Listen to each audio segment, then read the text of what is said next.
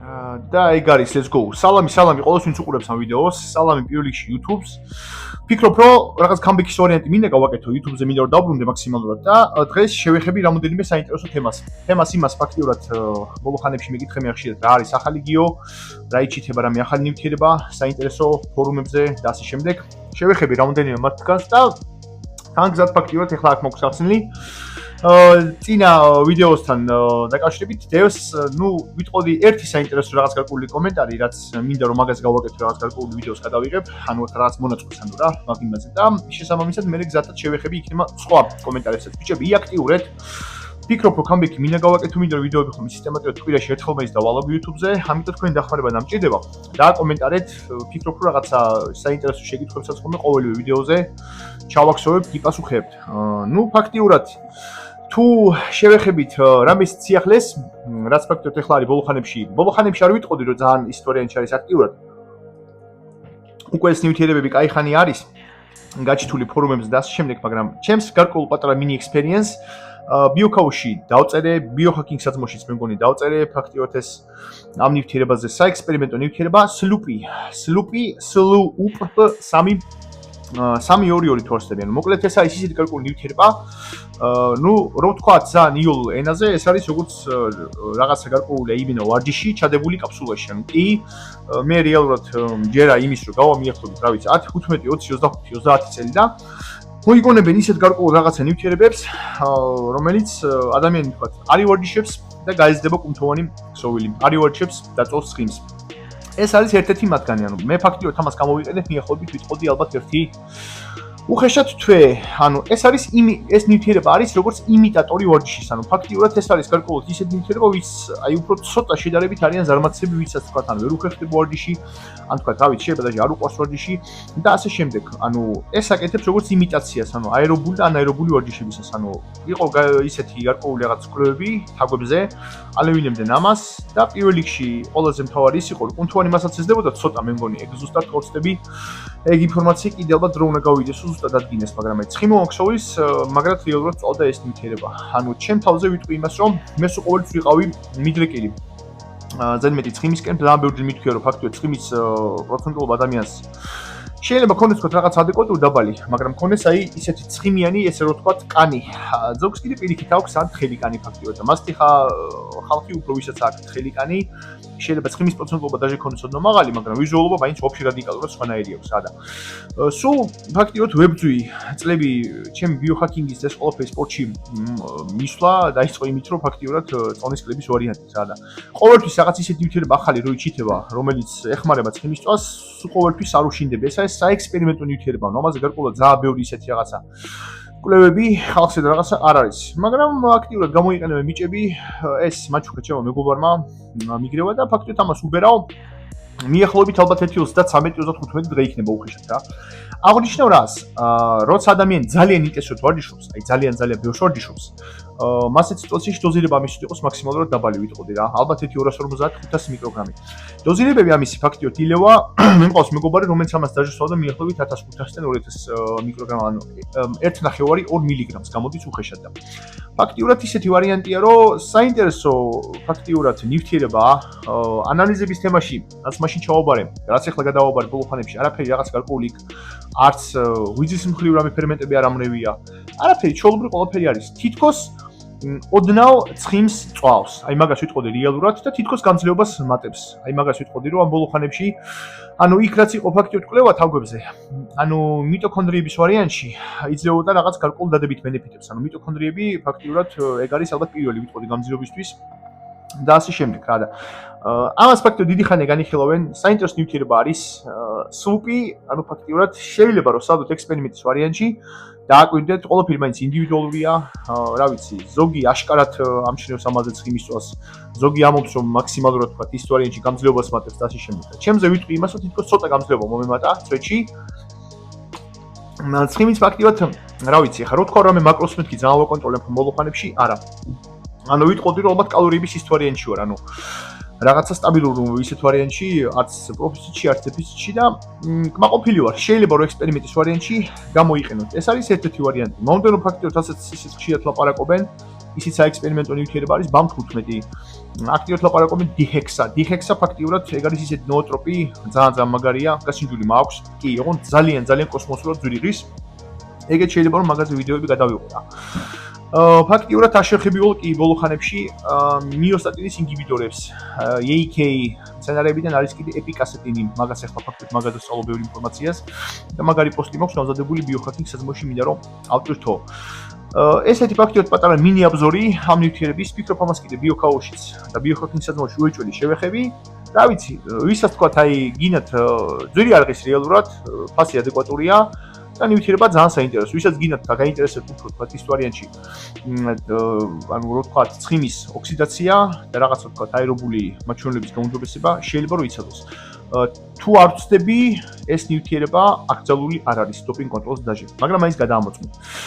მოდით ახლა ლაითად შევეხები ფაქტიურად კომენტარების ვარიანტს და ვიტყვი ორიოდენ ფაქტიურად მოსაზრებას გიო სალამი დეპრესიას საშველის. დეპრესია არის უზომოდ რთული ვარიანტი და შეიძლება დაჟე იყოს ჰორმონალური.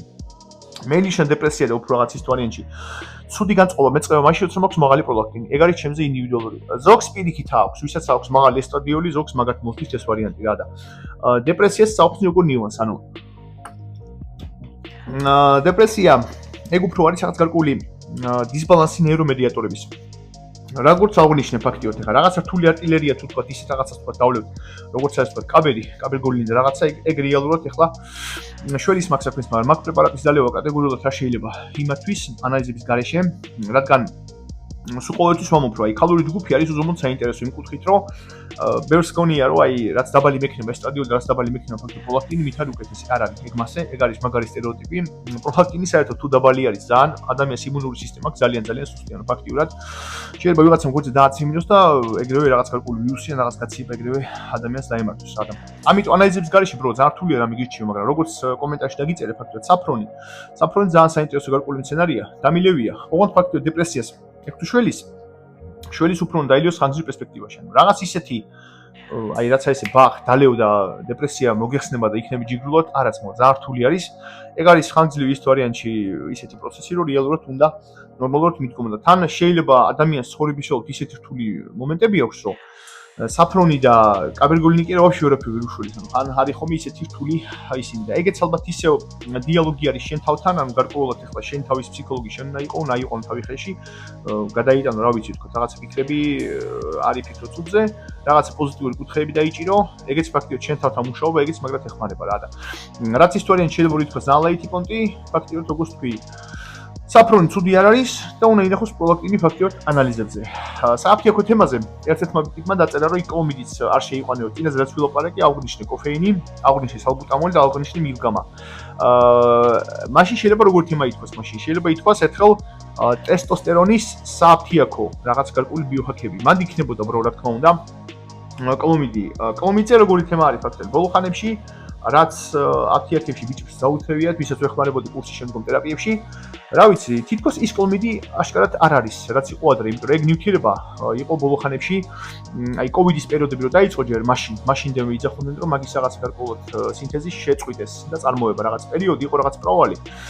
და იყიდებოდა ძალიან უხარისხო. ან იყიდებოდა თქო ისეთი სადაც ეწერა თქო 25 მგ სიმართლეში ყოფნა შეგით რა ვიცი 20-15 მგ, იმიტომ რომ რაც ვიხსენებ ახლა 10 წლის წინ რო ყიდლობდი ხოლმე კონფერენს, ან თქო ფარესტონს, აფთიაქურს, просто LH, FSH-ი წაში გარბოდა მიახლოებით რა ვიცი, დაჟე ერთი აი 2-3 კვირაში და ეხლა თითქოს სოუსოუ შეიძლება, მაგრამ ნიუანსი ყველაზე ცუდი რაც არის ფაქტობრივად კლომიდის, რადგან ფაქტიურად ცოტა შედარებით ამაზე ის ვარიანტში გულიამით სულ დასავით, გულიამით სულ მხოლოდ იმ პონჩი დოპინგის თემაში ტესტს ეწევა რეალურად ყველაზე რაბოჩი ტესტო ბუსტერია.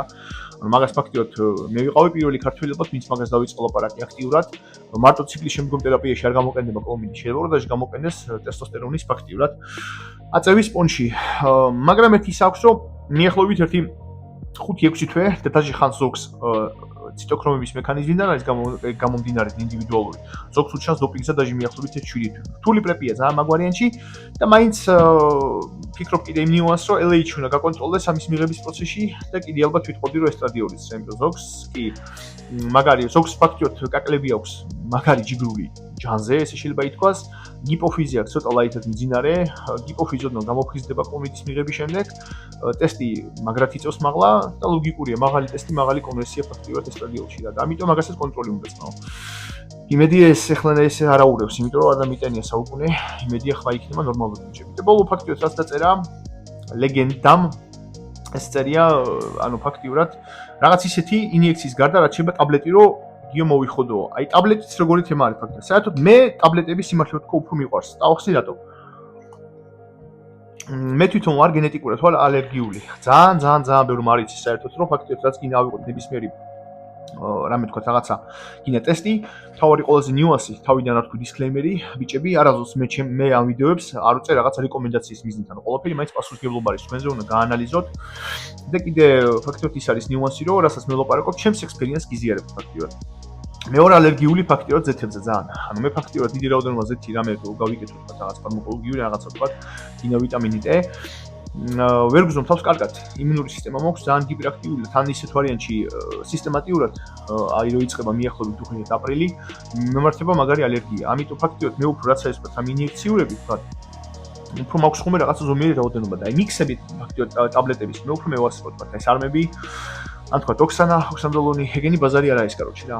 მაგრამ ოქსანდროლონის ბოლოს შევეხები. მე ალბათ თუ მივა საუბარი თქვა, აი რასაც შენ ამბობ რომ მაგარ ჯანზე მოვიდეს რთულია ახსნი ნიუანს. ანუ რაც გინდა თქვა, რასაც ნორმალურად მაგარ ჯანზე მოყავს, მერე უეჭველი ფაქტიურად ეგენი LH FSH double ეწევიან, ანუ მაინც მილიონი პროცენტი რაღაცა ლაითი მაგის შემდგომი თქვა, ციკლიც არ გამოგდის, მაგრამ რაღაცა თქვა, აი ტაბლეტის ციკლი გამოგდის, მაგის შემდეგ მაინც იქნება საჭირო. რამე ციკლის შემდგომი თერაპია უეჭველი. ანუ მაინც ფაქტიურად ეგეც უკვე რთული პონტი არის რა და. რომ მივიდე საუბარი რამის ტერიკებზე? არა, იმიტომ რომ მანდ რთულია იმ პონტში რომ ფაქტიურად რაც ახლა ხდება ბაზარზე ოქში პოლნი პიზდაცი ხდება. ანუ ფაქტიურად ძალიან ბევრი ფეიქები არის და ძალიან ბევრი ფაქტიურად ისეთი ნივთიერება რომ სიმართლეში, რავი, ნეტავში მე თან იყოს, ან ძალიან რთული პონტია და. ალბათ აი მე რო ვიყო რასაც შენ შეკითხოს სვავ, მაგარ ჯანზე რომ მოვიდე რაღაც. მე ისე სარმებისკენ გადავიხლებოდი. ავიღებდი აი მაგარ ჯანზე თუ მივა საუბარი, ეგ არის კომბინაცია ლიგანდროლი და S23 კაროჩი. რეალურად რომ მაგარ ჯანზე მოდიხარ თქვა. თუ მივა საუბარი თქვა არა სარმებზე კი ბატონო, აი ორიგინალი თქვა ოქსანდროლონი. ოქსანდროლონზე თქვა ძალიან ბევრი ის ვარიანტში, აი კამაც არ ვიტყოდი, მაგრამ აი შელაპარაკების თემა, აი საუბარი, დისკუსია მოხსულია ფაქტიურად კლიენტურასთან და ვიტყვი როგორ ნიუანს. ოქსანდროლონი უზომოდ საინტერესოა, უზომოდ რბილია კი ბატონო, უზომოდ აი რო ამობენ თქვა თუ უვნებელი და რაღაცა ფაქტიურად დაჟე ALT-AST-ს მე არ მინახი ALT-AST ძალიან მაღლები ფაქტიურად ოქსანდროლონს დაჟე ხანგრძლივ პერსპექტივაზე. მაგრამ ბიჭებო რო კონეთ წარმოდგენა ოქსანდროლონი 10 და 20 მილიგრამი ეგ არის ძალიან ცოტა. ოქსანდროლონი რეალურად მაგრად მუშაობს მაშინ როცა ილევა ალბათ დოზირებები მიახლოებით 50-60 მილიგრამი. აი მაშინ იმენა მაგრად იქცნობა ფაქტიურად და რო კონეთ წარმოდგენა ერთ-ერთი ადრე წარსულში მიახლოებით 15 წლის წინ გამოდიოდა, იყო შტანგის ერთ-ერთი ძალიან მაგარი, ჩემი მეგობრის მეგობარია ეგ. ეგ იხედა ოქსანდროლონს რო კონეთ წარმოდგენა 150-200 მილიგრამს დღეში. ანუ ისეთ თემა არის ფაქტიურად რომ აი ტაბლეტი რაღაცა თქვა, რაც აი ძალიან ჯანზე მოგიყვანს და რაღაცა ფაქტიურად. რაც ახლა შევეხე ოქსანდროლონს, ეგ არის უზომოდ არანორმალური დოზირება. მაღალი ასესმერი კონტროლი შეიძლება და ამიტომ ყველაზე ისეთ პონჩი, რაც აი ლაითი შეიძლება რომ იცოდოს თქვა და ინიექცია თქვა, მაინც და მაინც არ გინდა. ისევ რაღაცა თქვა სარმების კუთხე თქვა რა. თუ თქვა სარმებიც არ გინდა შეიძლება ფაქტიურად ახლა ფაქტიურად აი რაც თქვი თავინავე იგი ისა მიოსტატინის ინჰიბიტორი მიოსტატინი რო ქონეთ მიახლოებით წარმოდგენა რა არის ბიჭები ეგ არის როგორც ავიღოთ რაღაცა რუბელნიკი ფაქტიურად კუნთვანი ზრდის აი რუბელნიკი რა ჩამთველი გამომთველი და ინჰიბიტორი რაც მიოსტატინი მაღალი არის ფაქტიურად კუნთვანი მასა უფრო ცუდად იზრდება და უფრო ხდება აღდგენა ეგ შეიძლება რო თქვა იცადოს თუ თქვა რა ვიცი ეგეც არა მაშინ უკვე ფაქტიურად თუ სარმების თემა არა მაშინ შეიძლება თქვა რა ვიცი დიდი რაოდენობით ექსპერიმენტის თემა გაკეთეს მაგალითად გინაც კრეატინის რეალურად თქვა დიდ დოზირებები თქვა და აი ის ვარიანტში მაღალ ნახშირწყლოვანი კვების ვარიანტები ეგეთ შეიძლება გაკეთდეს მაგრამ მაინც და მაინც როგორც კი არ გავაჭიროთ საქმე თუ ადამიანს უნდა რომ მაგარ ჯანზე მოვიდეს ის ისედაც მოვაჯანზე თუ გენეტიკური ფრიკი არის თუ გენეტიკური ფრიკი არ არის და როგორც აი ფაქტურად მე ვიყავი 20 წლის წინ რო ვიხსენებ საიდანაც დაიწყო ჩემი ბიოჰაკინგი